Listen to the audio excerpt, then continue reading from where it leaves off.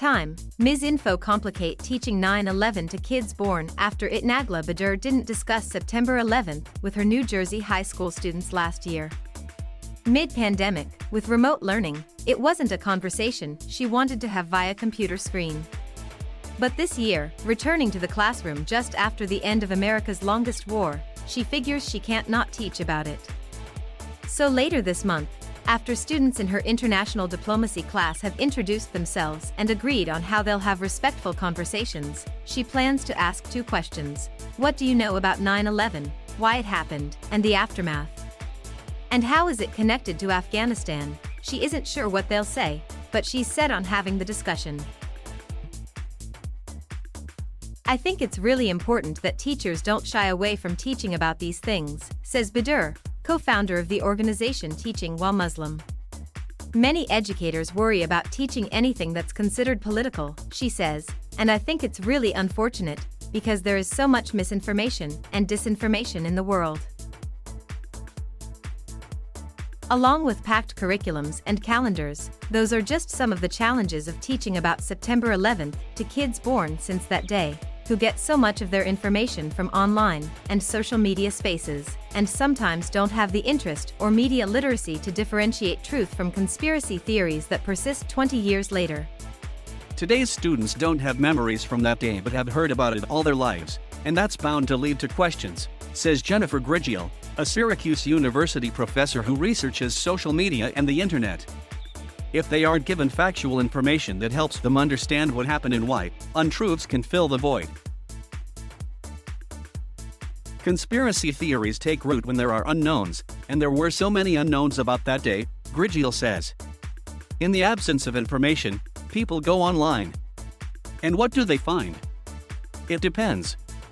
An online search for content related to 9/11 conspiracy theories turns up millions of hits, videos, blogs, and whole websites devoted to different theories, as well as accurate information that attempts to debunk the myths.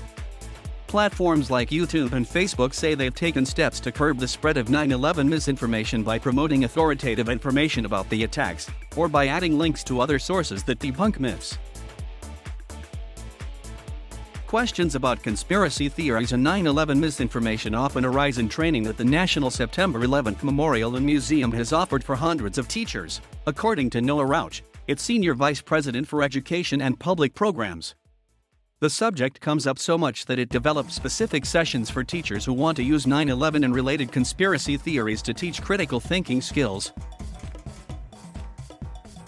Longtime history teacher Kathy Durham uses 9/11 to teach her high schoolers in rural West Wendover, Nevada, about perspectives and primary sources, looking at documentaries and old news coverage and requiring them to talk to adults who remember the day. Occasionally students claim the attacks were an inside job, and Durham says she pushes them to analyze the credibility of sources and evidence.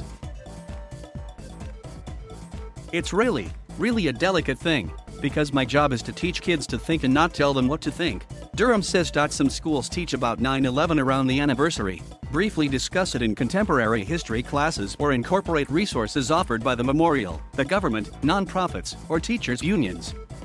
Often the approach is up to the educator, even in states where education standards require it for certain grades or classes. I think that the way it's been taught has largely been memorializing the events versus really digging into the context of 9/11 and the ongoing sort of results of 9/11, says Jeremy Stoddard, a University of Wisconsin-Madison professor who has researched that subject. In the early years, it was an emotionally charged topic, but now more of the challenge is engaging students so distanced from it, says Anthony Gardner, whose brother Harvey died at the World Trade Center. Gardner founded the September 11th Education Trust, which released a curriculum to help teachers incorporate 9/11 related lessons not just on the anniversary but in coursework throughout the year. It's important, Gardner says, that students hear about those who died, the aftermath, related deaths that came later, and the lessons learned. We made the pledge to never forget, he says. Corey Winchester, a high school history teacher in Evanston, Illinois, tries to teach about September 11th not as just a moment in time but something that we're still interacting with and a lesson about perspectives.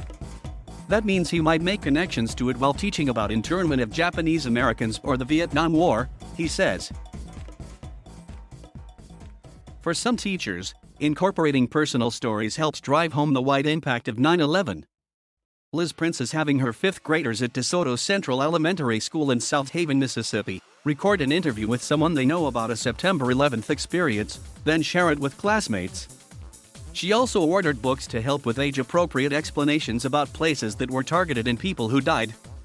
But Prince says she's not ready to discuss Afghanistan, which she considers too political for her classroom. At Princeton High School outside Cincinnati, social studies teacher Jim O'Connor has fielded questions from his students about why U.S. troops were in Afghanistan for so long.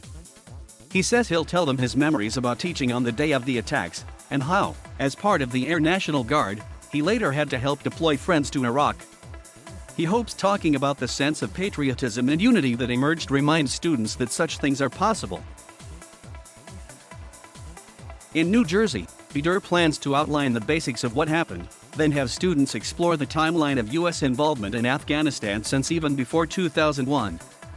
She, too, anticipates recounting her own experience when she was a student herself. She was 11, attending a school with a view of the smoking New York skyline. Her parents feared for her safety as anti-Muslim sentiment rose after the attacks, and she says they halted her plans to begin wearing a hijab. She ended up waiting a decade.